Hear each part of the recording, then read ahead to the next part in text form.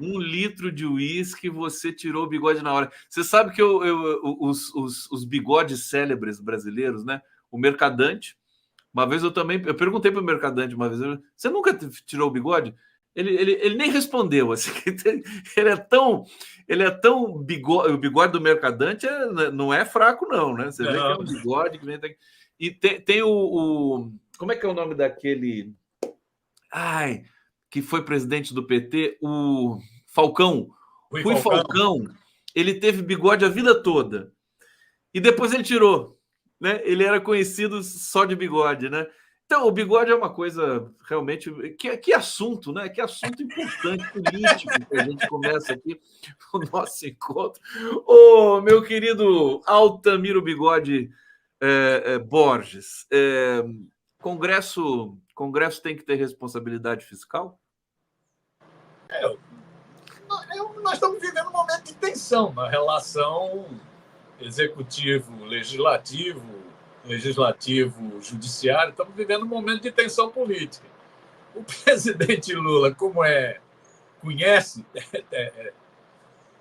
tem traquejo, sabe que não dá para comprar muita briga com o Congresso. Ele mesmo disse outro dia. Eu dependo mais do Congresso do que o Congresso depende de mim. É bom a gente não esquecer o impeachment da Dilma, né? E ele mesmo falou, meu partido tem 70 deputados em 513, tem 9 senadores em 81. Nós temos que negociar. Então, o presidente Lula tenta negociar. Agora, é um Congresso que cresceu muito em poder nos últimos anos, cresceu muito em poder com o golpe contra a presidenta Dilma em 2016. Quem formalizou o golpe, inclusive, foi o Congresso. Foi um golpe midiático, judicial, parlamentar, né? E cresceu muito em poder com o fascismo do Bolsonaro, né? O Bolsonaro, para fugir dos vários pedidos de impeachment que tinha contra ele, inclusive por crimes cometidos na pandemia da Covid, o genocídio que ele praticou, né? O Bolsonaro simplesmente terceirizou o governo, passou todo o poder para o Arthur Lira. Foi o acordo que ele fez. O Bolsonaro combinou o seguinte: eu fico andando de moto e de jet ski e você comanda o orçamento, comanda tudo, né? Terceirizou. O Arthur Lira virou um primeiro-ministro.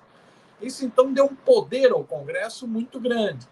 E o Congresso faz isso. O Congresso fica falando, vários parlamentares de extrema-direita e mesmo fisiológicos, né, ficam falando em austeridade, exigem do governo austeridade, só que é total irresponsabilidade fiscal, como disse nessa entrevista o Fernando Haddad, essa entrevista esse final de ano.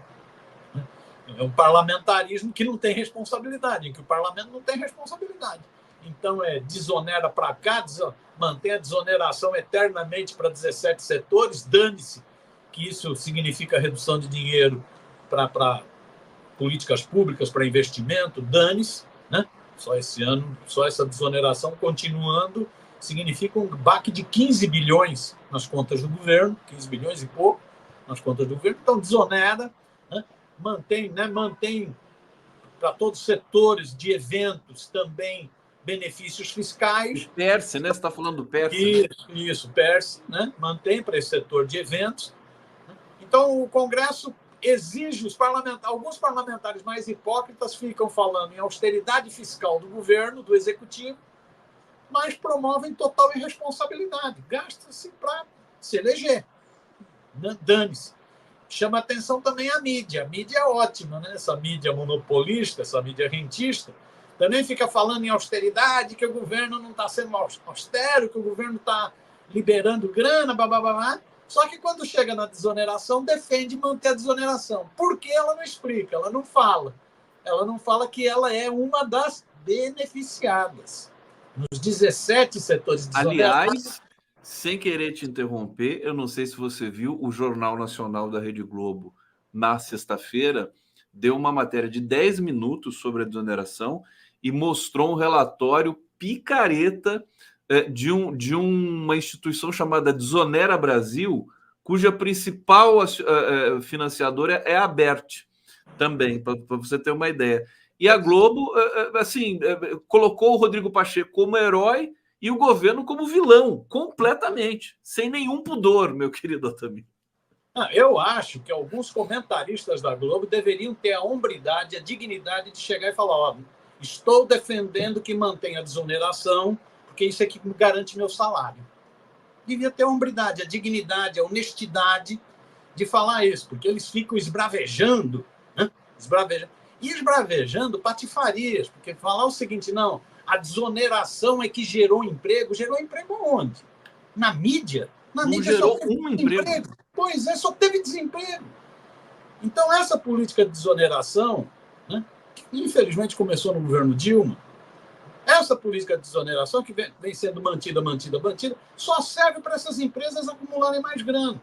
Ô, Miro, o que você achou do Lula entrar no STF, hein?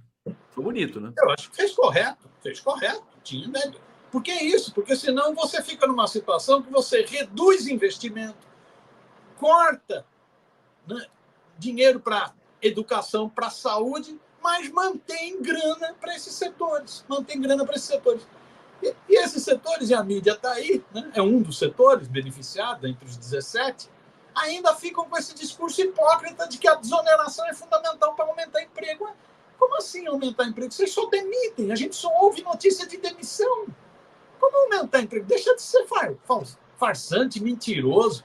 Eu gostaria de ver alguns desses comentaristas da Globo News, da Globo, né, que esbravejam tanto, né, em defesa da desoneração, ter a sinceridade de falar: olha, eu estou defendendo a desoneração. Quero ser sincero com você, telespectador. Eu estou defendendo a desoneração porque isso é que mantém meu salário. Ponto. Como é que é? O Gabeira, né? Imagina um ataque de sincericídio, que ele já está com 80 anos, então ele pode. Né? O Gabeira falando assim, né? Olha, eu quero meu salário, então eu sou a favor da desoneração. Agora, isso, né? Eu sou a favor da desoneração. E sou a favor também que o governo continue cortando grana para a educação, continue cortando grana para a saúde, né? Dane-se os outros. Agora, Altamiro, o Haddad, eu admiro, o Haddad não é surpresa para ninguém, porque ele disse uma verdade que doeu e que acho que é assim, o Congresso tem que ter responsabilidade fiscal também. É difícil escapar dessa, né? É difícil para um jornalista da Globo dizer assim, não, o Congresso não precisa ter responsabilidade fiscal. Complicado, né? Eu achei muito bom. Você também?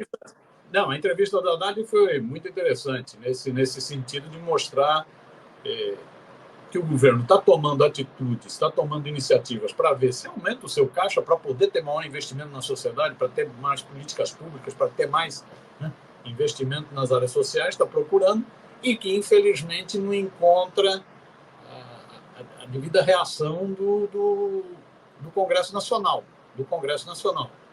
Então, o Congresso, nós temos quase um parlamentarismo no Brasil, é isso, o golpe de 16 e o governo desastroso do Bolsonaro fizeram isso, fortaleceram demais o Congresso, né?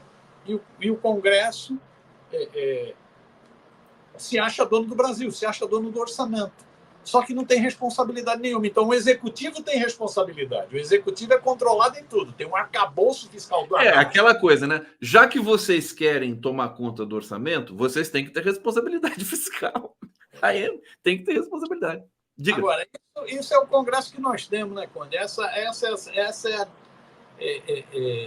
o grande dilema que a gente está vivendo, é a grande encruzilhada que nós estamos vivendo, na minha opinião. Que é isso, nós tivemos uma vitória épica na eleição para a presidência da República, derrotamos o fascismo, isso que o Adriano Diogo estava falando aí, né? A eleição municipal desse ano, inclusive, vai ser a eleição, né, o enfrentamento do fascismo, da extrema-direita, tentar evitar que ela cresça. Nós derrotamos o fascismo na eleição presidencial, mas a extrema-direita e o fisiologismo cresceram demais no Congresso. Então estão com força. E o governo sabe que está numa encalacrada. Volta ao Lula. O meu partido tem 70 deputados em 513 deputados. Então, esse Congresso ele se sente em condições de pressionar. Quem estava com chilique, quem estava pressionando de forma que fez até autocrítica, não eu errei, era o Arthur Lira. O Arthur Lira estava numa de bater. Aí o Lula chamou, negociou, por exemplo, negociou o INCRA de Alagoas, Tirou o primo, mas manteve a nomeação do Lira. Não é isso?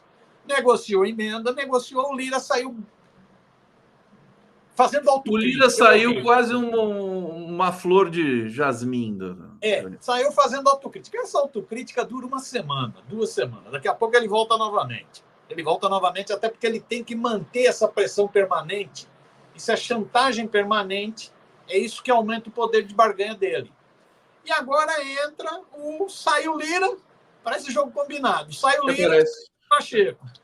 Mas o Pacheco foi surpreendido mesmo. Quando saiu a notícia de que o governo tinha entrado no STF, realmente todo mundo ficou em pânico, assim, lá no Senado. Ô, meu querido Miro, aqui no 11 News, deixa eu trazer a Valéria Della Grave. Estamos aqui no Sul, temos Olívio Dutra e seu bigodão, Fernando Luna Oliveira, o bigode do petista gaúcho, Lenice Thanos, e melhor que o inimigo seja declarado como Lira do delírio do que hipócrita como Pacheco. Vamos fazer uma brincadeira agora aqui nessa reta final do 11 News. Coloque aqui no bate-papo os maiores bigodes da política e do jornalismo brasileiro. Não, porque eu lembrei do Greenhalgh, o Luiz Eduardo Greenhalgh, que também tem histórias fantásticas. Uma vez, ele me contou, eu não vou lembrar agora, mas a filha dele, acho que é isso, né? Ou se foi o Falcão, eu sei que ele teve que tirar o bigode, deixar o bigode, porque a filha pediu, alguma coisa assim. Quem mais? O Sarney, né? Sarney tem um bigode, acabou de fazer 90 e tantos anos o Sarney, né? Coloquem aqui para gente ler na volta, quando eu voltar aqui para o bate-papo. Ô, Altamiro, o Elon Musk, você tem tuitado sobre isso, a extrema-direita brasileira está aproveitando, encostando no X para se reorganizar. Como é que é isso? Como é que você está vendo esse fenômeno? O Elon Musk é um oportunista de primeira, né? Sempre foi um oportunista, um ricaço excêntrico, um bilionário excêntrico. O Elon Musk está defendendo os interesses dele. As empresas dele estão encontrando uma certa dificuldade, o X está com dificuldade, teve queda de faturamento, né? Inclusive pela coisa que ele fez de sair de Twitter para X, demitiu um monte de funcionário, 2 semanas atrás demitiu mais 10% do corpo funcional da empresa. O X está em crise, a Tesla, que é uma empresa de carro elétrico, que foi a que projetou, está em crise até em função da concorrência chinesa, né? Aquela empresa de satélites também tem encontrado turbulências no mundo, a Starlink tem encontrado. Então, o Musk está defendendo os interesses dele e tenta bloquear qualquer medida de regulação de plataformas. Então, ele peitou o Supremo exatamente no momento em que continua em discussão no Brasil a regulação de plataformas digitais, exatamente no momento em que o Tribunal Superior Eleitoral fixa regras mais rígidas para as plataformas para as eleições de outubro próximo, e exatamente no momento em que o governo discute, são 4 projetos que estão em discussão, como cobrar tributos dessas plataformas, né? Como tributar essas plataformas, né? Então, ele resolveu comprar briga com o Alexandre de Moraes, depois comprou briga com o primeiro-ministro da Austrália, chamou, inclusive, a responsável pelo gabinete digital da Austrália como que ela chamou? Comissária da censura. Ele faz isso. E a Austrália respondeu, né? A Austrália respondeu. Aqui também respondeu. A Austrália respondeu. O primeiro-ministro falou que ele era um bilionário arrogante, que não tem compromisso nenhum com o país. Não chutou o balde o primeiro-ministro australiano, né? E disse que se ele tentasse, sei lá, desrespeitar normas judiciais, a empresa ia ter problemas sérios. Aqui no Brasil também. O Supremo respondeu, o Alexandre de Moraes incluiu o X, incluiu o Elon Musk no inquérito das milícias digitais, colocou a polícia, deu um prazo de 5 dias, né, para o X responder a história de que ia desrespeitar decisões judiciais, né? Também respondeu. O governo também respondeu, né? O presidente Lula tem falado sobre isso, né? João Brandt, secretário de Políticas Digitais da Secretaria de Comunicação da Presidência tem falado sobre isso, Paulo Pimenta tem falado sobre isso, o Congresso respondeu, muita gente no Congresso protestou contra esse atentado à soberania do país, às leis brasileiras, ao judiciário brasileiro, e agora, então, o X deu uma respostinha, ia encerrar o prazo de 5 dias, deu uma respostinha de que foi uma falha técnica, foi um probleminha, foi uma vulnerabilidade do sistema que fez com que pessoas bloqueadas pelo judiciário, entre eles o Alan dos Santos, o Rodrigo Constantino, aquele neto do último ditador. Aliás, o X Brasil já tirou o corpo fora, dizendo que eles não têm nada a ver com essa coisa. Né? Desculpa esfarrapada, a tal da falha técnica, como que é? Defeito. O que é que eles falaram? Defeito, foi um defeito localizado. Eles burlaram, né? Os usuários burlaram as regras. Eles temeram uma reação e fizeram isso. Agora, é isso. Ele está defendendo os interesses dele e aí se ligou cada vez mais. O Elon Musk foi se ligando à extrema-direita. Foi se ligando para defender os interesses dele. Quando perguntaram para ele do golpe na Bolívia, se o golpe na Bolívia teria alguma coisa a ver com lítio, que é exatamente o que faz as baterias dos carros elétricos, né? E os carros dele, ele falou, tem, e a gente deu golpe e vai continuar dando golpe. Ele falou assim mesmo, a gente dá golpe quando quer. Foi isso que ele falou sobre a Bolívia. Aí, hoje, o cabo eleitoral é um capacho desse fascista dos Estados Unidos, o Donald Trump. Agora também vive abraçado com esse fascista da Argentina, o Milei. E vive abraçado com o Bolsonaro. Né? Teve aqui, inclusive, fazendo uma negociata estranha de satélites em 2022, né, da Starlink, teve aqui. Vive abraçado. Então virou um homem de extrema-direita e é um homem que passou a ser bajulado pela extrema-direita. Esse final de semana, a semana passada, teve o tal da CEPAC, que é Conferência de Política Conservadora, né? Que não é uma conferência de conservadores, é uma conferência de neofascistas, de extrema-direita mundial. Eles se chamam de conservadores, mas é a extrema-direita mundial. Esse encontro foi na Hungria. A terra daquele Orbán, aquele que deu aquele refúgio para o Bolsonaro, aqueles 2 dias de pousada na embaixada, né, de Airbnb na embaixada. Né? Foi aqui. Né? O encontro foi lá na Hungria, do Orbán. Reuniu a nata da extrema-direita mundial. Sabe quem eles homenagearam? Elon Musk. Foi homenageado. Aliás, foi homenageado também pelo Bolsonaro em Copacabana, né? E em Aracaju. Aracaju que não foi muito bom, né? Aracaju não foi. Estava meio vazio lá e tal. Mas ele está aí, está solto. Pois é. Foi homenageado o Dudu Bananinha, o filhote 03 do capetão, né, o Eduardo Bolsonaro, vulgo do Bananinha, foi um dos que discursou na Hungria, né, falando que o Elon Musk, um dos homens mais ricos no Brasil, é que enxergou a censura que está ocorrendo no Brasil, que eu estou sendo ameaçado, que bolsonaristas estão sendo torturados. Aí elogiou o Musk. Agora, Miro, o Musk se deu mal, né? Porque logo depois desse episódio no Brasil, que eu acho que marca uma inflexão, a Tesla despencou de valor de mercado, ele não está conseguindo vender mais carro, porque a China ultrapassou ali a tecnologia, o preço. Ele está se dando mal, ele é meio folclorizado, né? Já está sendo. A Austrália rechaçou, não é? Eu acho, inclusive, que esse chilique dele, esse jogo de cena dele, é porque já estava mal. Sim. Já estava mal. Né? Você tinha as três principais empresas dele estavam com problemas. Né?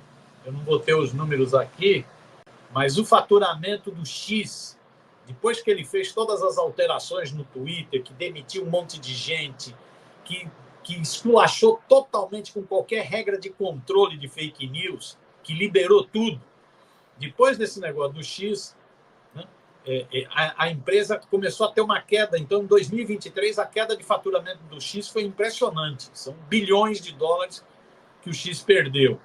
A Tesla é isso que você fala, é a concorrência dos carros elétricos chineses. Né? E a Starlink também com problemas. Então, Em função desses problemas que são anteriores, é que ele dá esses chiliques. Esses chiliques é para ver se ele consegue negociar. Isso é um malandro. Isso é um bilionário excêntrico, arrogante, malandro. Isso é um malandrão. É um picareta. Picareta. Tudo é negociação para ele. Então, ele negocia golpe para ter lítio. Ele é um picareta. É um bandidaço. E ele já estava tendo problema em vários países. Ele teve problema na União Europeia. A União Europeia tem vários processos contra ele. Ele teve problema agora. Não, o problema é anterior na Austrália, e agora é que o primeiro-ministro australiano chutou o balde de vez. Chutou o balde de vez. Então ele vai tendo problema. Esse chilique dele é jogo de cena. Isso é um malandro, isso é um oportunista, é um picareta de marca maior. Picareta de marca maior. É um bandidaço. Bandidaço. Herói dos bolsonaristas. Herói dos bolsonaristas. Herói e é um bolsonarista. barato, né? Porque os bolsonaristas falam que são patriotas, mas adoram o cara nascido na África do Sul na época do apartheid e radicado nos Estados Unidos. Aí tá patriota da porra, esses bolsonaristas. Viu? Vou te contar. E assim, se o Trump vencer nos Estados Unidos, aí o Elon Musk pode se fortalecer, e aí vai ser perigoso. Olha, deixa eu ir para o bate-papo aqui. A gente está terminando o 11 News. Ó, o pessoal respondeu aos bigodes célebres aqui da vida pública brasileira. Olívio Dutra, bigode de responsa. Simone Biasuzzi. Cláudia de Borba Maciel, mercadante. Olívio, só uma coisa, viu, Conde? O Olívio eu conheço desde a retomada do movimento sindical brasileiro. Ele era presidente dos sindicatos bancários de Porto Alegre. Fez um belíssimo trabalho. Olívio Dutra. Olívio Dutra. Isso. Sim, Olívio Dutra. Já desde a época de sindicalista, foi dirigente, fundador da CUT. Não, o bigode é um fenômeno, é uma coisa assim, a paixão pelo bigode é uma coisa. Aljor Rebelato Brito, ex-governador do Rio Grande do Sul, desse aqui eu nem lembrava. Bigode, Ricardo Fiuza, Angélica Figueiredo, Emerson Lopes, Sarney, Cesar Vieira, Bigode, deputado Justo Veríssimo, aquela personagem do Chico Anísio, Velho Brazuca, Bigode de Honra, Olívio Dutra, mais uma vez aqui, Cesar Vieira, Chico Mendes, olha que legal, Chico Mendes, hein, que beleza, e o Bigode Lopes dizendo, eu, porque o nome dele é Bigode. Ô, meu querido Altamiro, a gente chegou ao fim aqui, obrigado, viu, mais uma vez, pela presença sempre maravilhosa, aqui na segunda-feira no 11 News, é segundas-feiras, quero agradecer a todo mundo que acompanhou aqui a nossa jornada de hoje. Obrigadíssimo. Não esqueçam do like aqui na nossa transmissão, de se inscreverem também no canal. Continuem com a nossa programação e o 11 News volta amanhã às 11 horas. Miro, super abraço, hein?